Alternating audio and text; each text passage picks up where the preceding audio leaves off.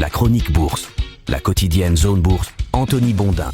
Bonjour à toutes et à tous, bienvenue dans ce point de marché Zone Bourse. Nous sommes le mardi 10 mars 2026 et le titre du jour c'est le poids des mots. Donald Trump a parlé et le monde a écouté. Le président des États-Unis a repris le contrôle de la narration hier pour tenter d'éteindre l'incendie pétrolier avec un certain succès, il faut bien le dire. Wall Street a rebondi contre toute attente à mesure que l'explosion haussière du baril s'est résorbée. Ces mouvements brutaux dans les deux sens sont la marque de la nervosité actuelle. Du coup, les amateurs de volatilité en ont eu pour leur argent hier. Le prix spot du baril de Brent a évolué entre 83,60 et 119,25 $. Différence entre le haut et le bas, 42,6%. Alors c'était un véritable gouffre, mais il n'est pas inédit pour autant puisqu'on avait dépassé 50%. Par exemple, lors de la séance complètement dingue du mois d'avril 2020 qui avait vu les cours passer brièvement en territoire négatif. Le Brent a fini la journée juste sous les 90 $ et a signé sa première baisse en 8 jours. Alors que s'est-il passé ? Eh bien, Donald Trump a sorti quelques punchlines de son cru qui ont porté leurs fruits. Il a déclaré que la guerre avec l'Iran est pratiquement terminée, que le plan est en avance sur les objectifs et que le détroit d'Ormuz sera bientôt sécurisé militairement par la flotte américaine et financièrement par des garanties apportées aux transporteurs maritimes.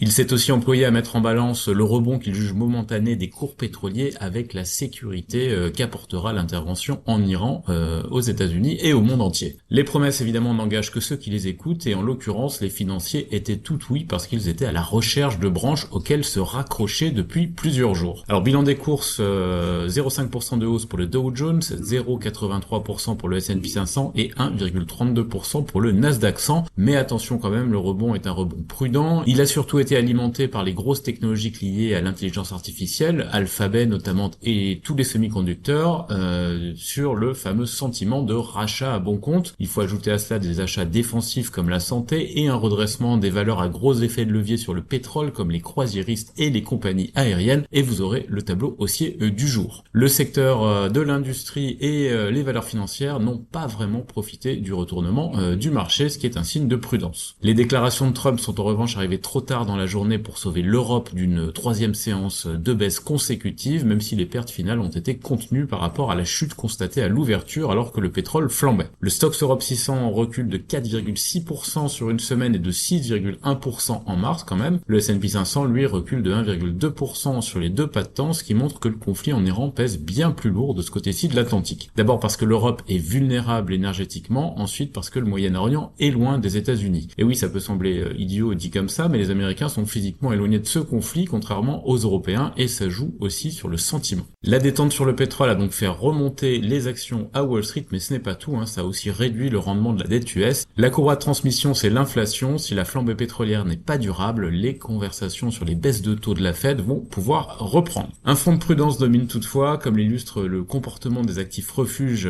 comme l'or qui a progressé. La reprise de la hausse des cours pétroliers d'ailleurs ce matin, plus 3,7% à 93 $ pour le Brent à l'heure où j'écris, montre que les investisseurs payent pour voir, mais savent bien que la situation reste explosive. L'indice de volatilité VIX raconte d'ailleurs la même histoire. Il a baissé hier, mais il reste autour de 25 points, soit une zone de risque parfaitement inhabituelle. Il n'y aura pas vraiment de publication de statistiques susceptibles de détourner l'attention des marchés de la courbe des cours pétroliers aujourd'hui, donc apprêtez-vous à en entendre parler encore tout au long de la journée. En Asie-Pacifique, le rebond s'installe ce matin, c'est logique. Le Japon reprend 2,8% et la Corée du Sud, qui vit tout plus intensément que les autres marchés, s'envole de 5,5%. Il faut rappeler que le Kospi avait lâché 6% la veille. L'Inde, plus 0,9%, l'Australie, plus 1,1%, Taïwan, plus 2%, sont aussi dans de bonnes dispositions, comme Hong Kong où le Hang Seng prend 1,8%. L'Europe va démarrer en hausse avec un retard à combler par rapport aux États-Unis du fait des divergences de clôture de la veille. Dans l'actu des sociétés maintenant en France, Renault lance un nouveau plan stratégique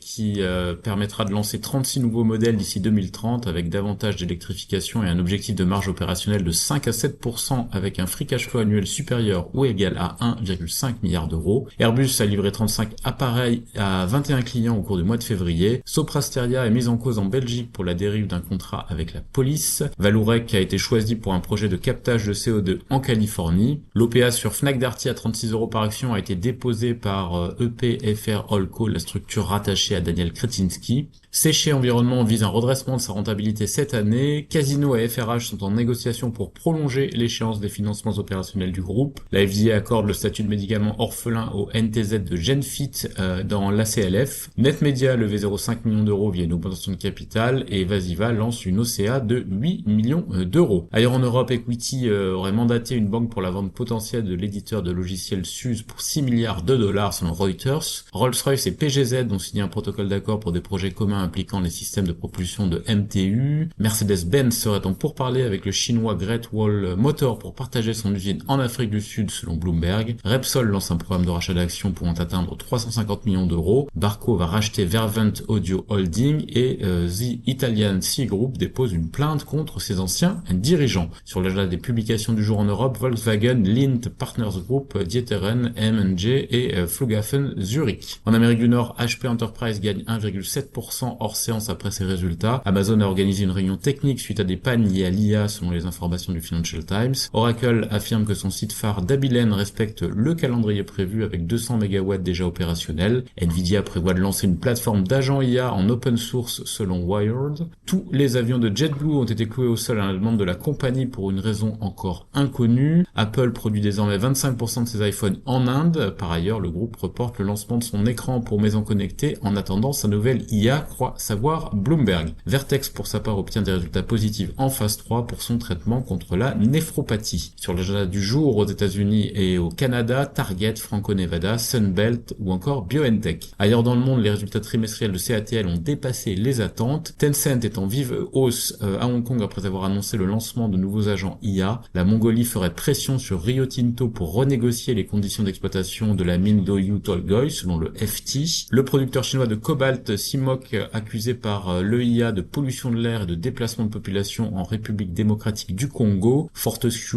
finalise l'acquisition d'Alta Copper et Sumitomo investit dans la société de fusion nucléaire américaine Shine Technologies. Sur l'agenda des publications du jour, Aramco, TSMC et Mediatek. C'est terminé pour ce point de marché du jour. Je vous souhaite une excellente journée à toutes et à tous.